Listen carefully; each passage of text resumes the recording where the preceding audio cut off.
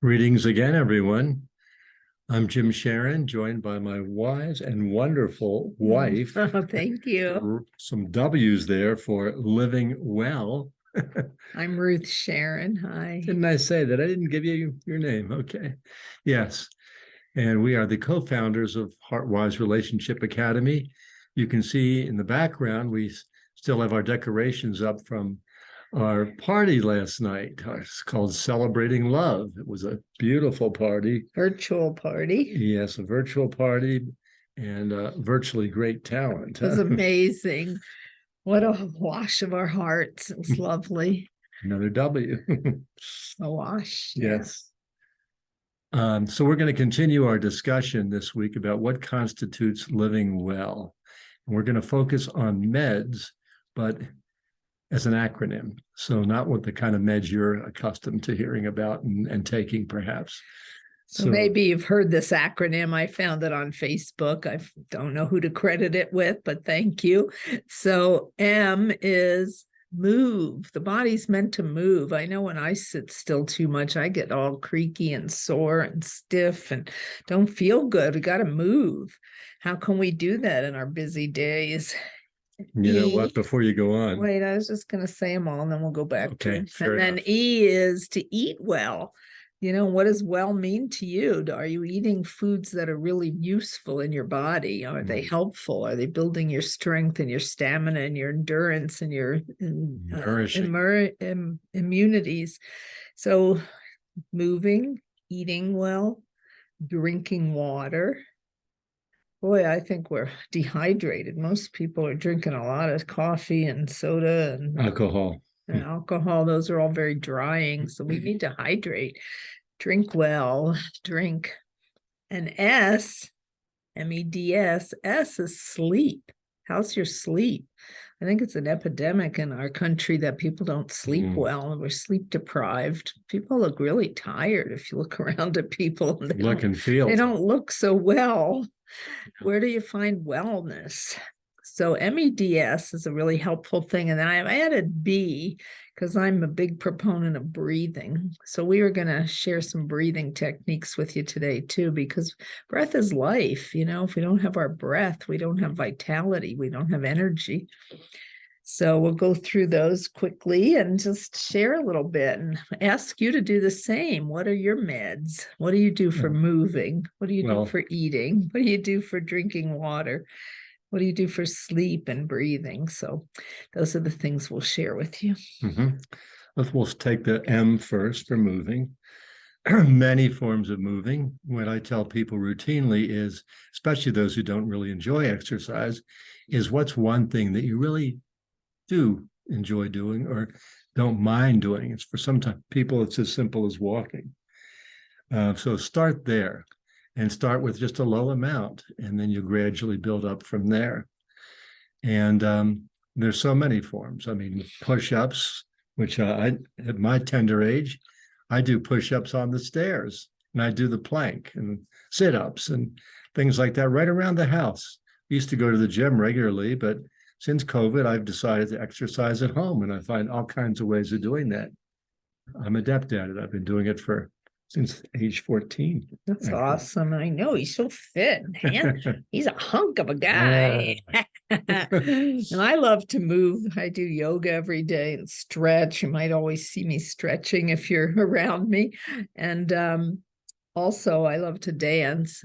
And I just found my hula hoop down in my office. So I want to get to that. You're great at both of those. Yeah, just to move. I take walks too. I need to get more exercise. I'm going to start riding a stationary bike to get my hip in order. So, you know, what do you do? What feels okay? What feels good? I mean, it might be sweeping out the garage or mopping the kitchen floor, or, you know, doing some kind of project where you're moving your body. And I always hear from clients, oh, I didn't get to the gym. I was going to go 5 times this week from 0 to 5. Doesn't happen. So how can we do something a little bit and really even stretching between tasks? Excuse me.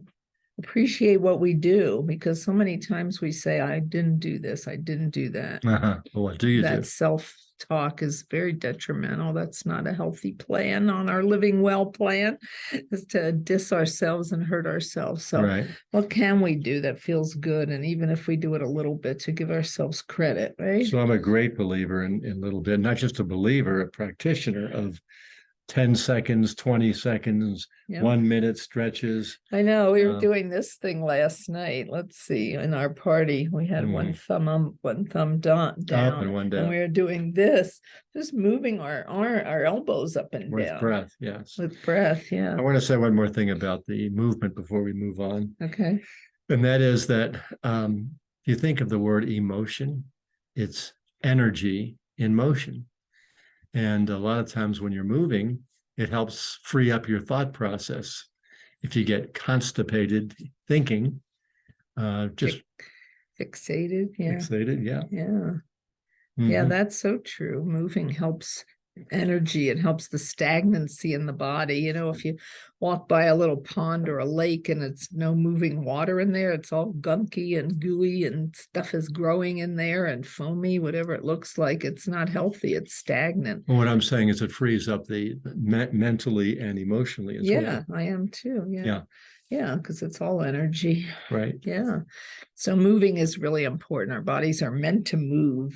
All the sitting and technology is really creating a lot of stagnancy in our bodies, which leads to a lot of illness and breakdown of health. Mhm. Okay, so Eating, we are believers in eating in moderation. Notice I'm owning that. I don't know if you own it as much as I own it. I'm a great believer in moderation because we got to have a little fun with our food. But largely, to eat simple, complex carbohydrates. Simple carbohydrates are candy, sugar, or cookies, potatoes. The healthier ones are fruits and vegetables, and certain fruits have a lot of sugar too. And yet, we each have some chocolate on a little bit of chocolate many nights, right? a little square of healthy chocolate. Exactly. Dark It's not a chocolate. Snickers bar. No. Anyway, what's best for your body? That's what I like to look at. There's just so many different ways to Oh, yeah. eat. But the general principle, I learned this from a friend of mine in the 70s, I think it was. She said, if you want to feel more alive, eat live foods, fresh foods, fruits and vegetables, things that still Mhm. have the life energy in them, the proteins, the meats that are fresh. And if you want to feel like crap, eat dead foods. Yeah. So try it out.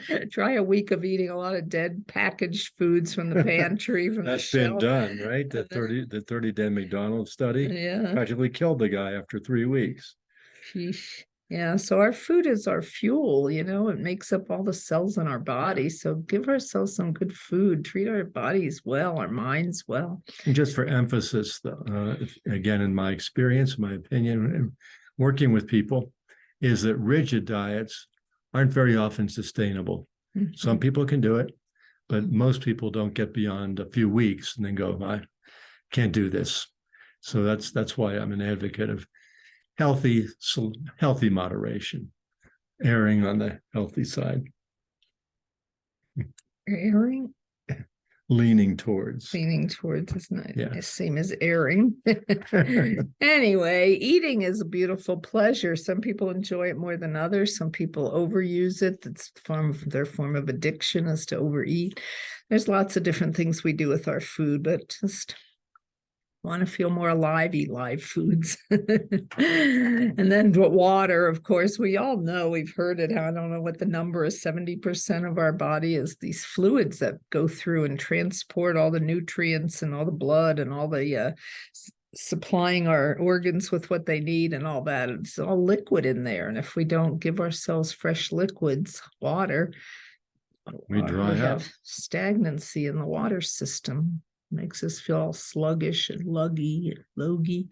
So water, sometimes just standing under the shower and letting that water come into us feels so good. And then getting it on the inside of our body through drinking it and just keeping ourselves hydrated. It's so much easier than having our body have to work through sludge. Yeah. It's so refreshing for people to just take either a hot or cold shower. Some people wake up with cold showers. or alternate. or Yeah, alternate. yeah, we're talking about the water element here, different ways we can use water. Yeah. Right. And then the fourth one, MEDS, move, eat well, drink water, and D, and then S, Sleep. sleep. So take a look at your sleep patterns. Maybe you're getting enough rest and you feel good and you wake up refreshed in the morning. That's great. Some people toss and turn, they have trouble falling asleep or staying asleep. Some people wake up really early and they're not ready to wake up and fight themselves in bed.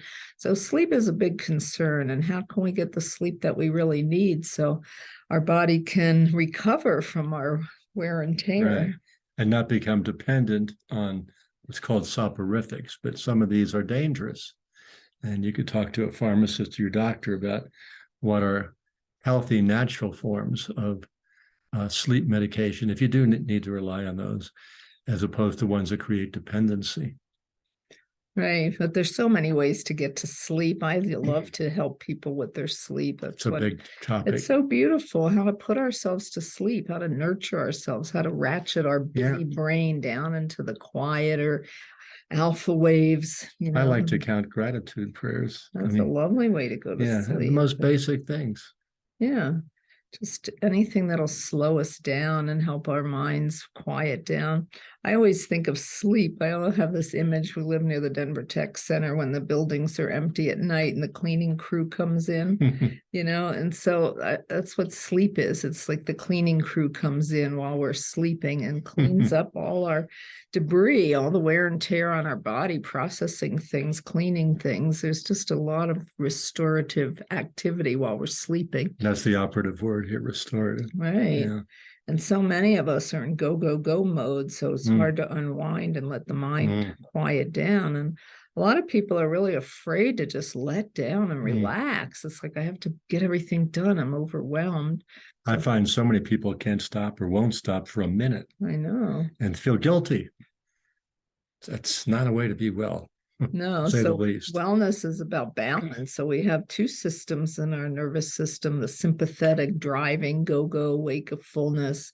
And then we have the parasympathetic, the rest, digest, process, clean, cleanse, enjoy, laugh, play, dance. Things that make us chill and make us joyful. Huh? Yeah, brings in those good hormones. Your mom likes to talk about endorphins. Yes. His mom's 102 and a half. And she's made a lot way on endorphins. I know. When we laugh, we can't stop laughing. She says, oh man, those endorphins are flying all around the room. Let's get some buckets and collect it for later. That's how she got to 102. It's great. I never saw someone so spirited. I know. So it's really important to rest and relax and enjoy. That's why meditation's gotten so popular. It really helps us to calm our nervous system and bring balance. That's where wellness can live, in the balance. Yep. And then there's one that gets very often understated or not even understood: breathing. You say, oh, I breathe. You have to breathe to stay alive. But so many folks, when they really tune in, find their breath is very shallow. And you're not getting oxygenated. You're not getting nourished. You're not getting energized. And sometimes we think that, or unconsciously have the sense that if I breathe deeply, I have to feel deeply. That scares a lot of folks. Breathing is, let's put it this way. Here's something I learned some years ago from a program called Senior Adults Growth Exploration. They took about 100 people for a year, gave them all sorts of holistic training, and then asked them, what was the most helpful thing to you this year? Almost unanimously, the breath training, how to breathe deeply and fully. Yes, there's so many breath patterns. I'm a yoga teacher, meditation teacher. We've both been teaching meditation and breath work for decades. And, there's breath to slow down and relax. There's breath to energize. There's breath to purify and move energy. There's breath to activate and open. And, there's just so many different breath patterns. So let's just try a little one with an imagination of a well. You want to do that? Go ahead. So I like to think of a well as a living well, like underneath me, like I'm standing on top of it. And you can imagine this, that your feet are like up by the sides of the well, and you can just breathe up the energy of the well so that you're filling your whole body on your inhale all the way up to the top of the head. And then you're exhaling and sweeping out, clearing out, and just dumping things back into this living well, and it'll purify it. So it's an exchange of energy. So just imagine that you could breathe in, open up your insides, and just let the breath rise up, bringing up a quality. Maybe you want to bring up more joy or more lightness or more patience or more compassion or more peace or abundance or whatever. So you breathe that in and let your body fill with it. And then exhale, just letting your body relax and letting the breath go all the way out and back down into the well. So if you do that 3 or 4 or 5 times, just in a moment, maybe while you're brushing your teeth or while you're sitting on the toilet or waiting for your coffee to percolate, whatever, just take a few minutes to breathe. Just filling and emptying can be so satisfying. Between tasks. Another very simple one. We both know a lot of breath techniques. We're not going to spend time. We're already pretty long on this one today. But a Lamaze type breathing, which women are often trained in this. And you can do this so simply anywhere, just 3 times, and just try it, and you'll see what kind of difference it makes with 3 of these breaths.